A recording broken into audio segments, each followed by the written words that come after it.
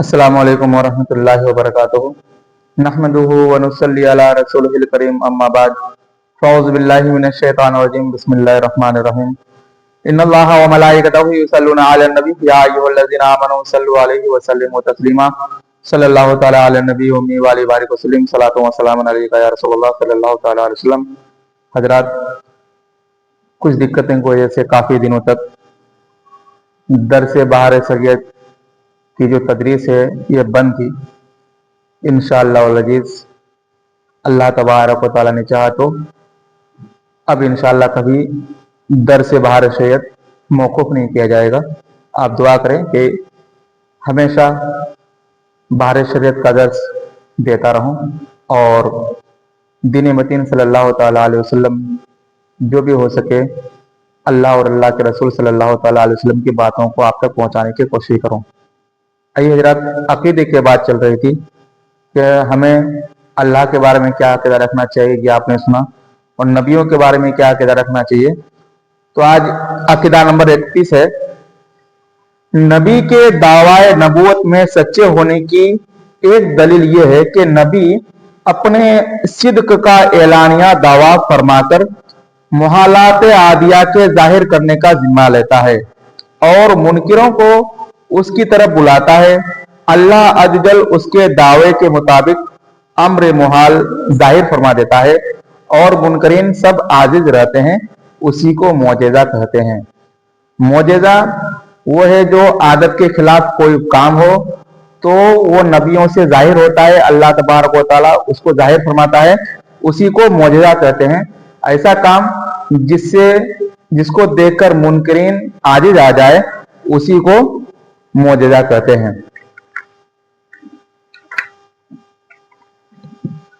जैसे हजरत सालेह अलैहिस्सलाम का नाका, हजरत मूसा अलैहिस्सलाम के असा का सांप हो जाना और यदे बैजा, और हजरत ईसा अलैहिस्सलाम का मुर्दों को जिला देना और मादरजाद अंधे और कोड़ी को अच्छा कर देना, और हमारे हुजूर सल्लल्लाहु ताला अलैहि वसल्लम के मौजज़े तो बहुत हैं।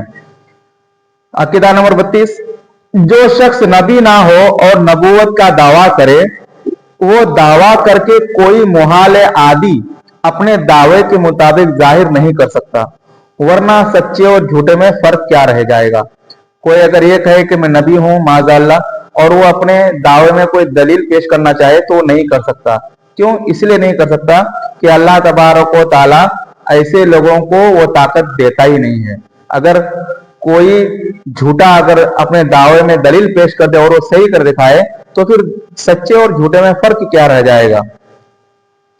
नबी से जो बात खिलाफ आदत कब्ल नबूवत जाहिर हो उसको इरहास कहते हैं। नबी से जो ऐलान नबूवत से पहले जो काम सादिर होता है उसको इरहास कहते हैं, और वली से जो ऐसी बात सादिर हो उसको करामत कहते हैं, और आम मोमिनीन से जो सादिर हो उसे माउनत कहते हैं, और बेबाक फुज्जार या कुफार से जो उनके मुआफिक जाहिर हो उसको इस्तदराज कहते हैं, और उनके खिलाफ जाहिर हो तो इहानत कहते हैं। तो ये सारी चीजें हैं कि अंबिया कराम से जो ऐलान नबूवत से पहले जो चीज जाहिर हो उसको जो है इरहास कहते हैं, और ऐलान नबूवत के बाद जो चीज जाहिर हो उसको मौजज़ा कहते हैं, और वली से जो चीज सादिर हो आदत के खिलाफ तो उसको करामत कहते हैं, और काफिर और फुज्जार से जो काम सादिर हो तो उसको इस्तदराज कहते हैं। अंबिया अलैहिस्सलाम अपने अपने कब्रों में इसी तरह बहयात हकीकी जिंदा हैं जैसे दुनिया में थे। खाते पीते हैं, जहां चाहे आते जाते हैं। तस्दीक वादे इलाहिया के लिए एक आन उनको मौत तारी हुई, फिर बदस्तूर जिंदा हो गए। उनकी हयात शोहदा से बहुत अरफा वाला है कि अंबिया कराम अलैहिस्सलाम जितने भी हैं वो सब के सब अपने अपने कब्रों में जिंदा हैं और उन्हें रोजी भी दी जाती है, और उनको मौत सिर्फ इसलिए आई कि वादाए इलाहिया है कि कुल्लु नफ्सिन जायक़तुल मौत, कि हर एक नफ्स को मौत का मजा चखना है। तो इसी वादे के मुताबिक वादे इलाही की वजह से उनको मौत आए, और फिर बाद में वैसे ही उसको जिंदगी अता हो जाती है जैसे दुनिया में थे, बल्कि दुनिया से भी बहुत ज्यादा ان کو پاور اور طاقت دے دی جاتی ہے۔ لہذا جو شہداء کا ترکہ ہے وہ تقسیم ہوگا، اس کی بیوی بعد عدت نکاح کر سکتی ہے بخلاف انبیاء کے، کہ وہاں یہ جائز نہیں کہ شہداء کی بیوی دوسری نکاح کر بھی سکتی ہے، اس کا ترکہ میں تقسیم بھی ہو سکتا ہے، لیکن نبیوں کا نہ ترکہ تقسیم ہوتا ہے اور نہ ان کی بیویاں ان کے وفات کے بعد دوسری شادی کر سکتی ہے۔ ان کی بیوی بھی دوسری شادی نہیں کر سکتی ہے، ان کا مال کا جو ترکہ ہے وہ بھی تقسیم نہیں ہو سکتا ہے۔ یہاں تک جو عقائد بیان ہوئے ان میں تمام انبیاء علیہ السلام شریک ہیں۔ اب بعض وہ امور جو نبی کریم صلی اللہ تعالیٰ علیہ وسلم کے خصائص میں سے ہیں وہ بیان کیے جائیں گے انشاءاللہ العزیز۔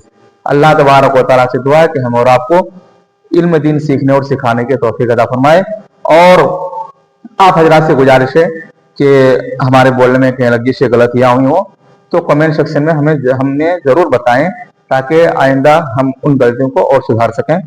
اور آپ ہمارے لیے دعا فرمائیں کہ ہمیں اللہ تبارک و تعالیٰ صحیح طور پر علم دین سیکھنے اور سکھانے کی توفیق عطا فرمائے۔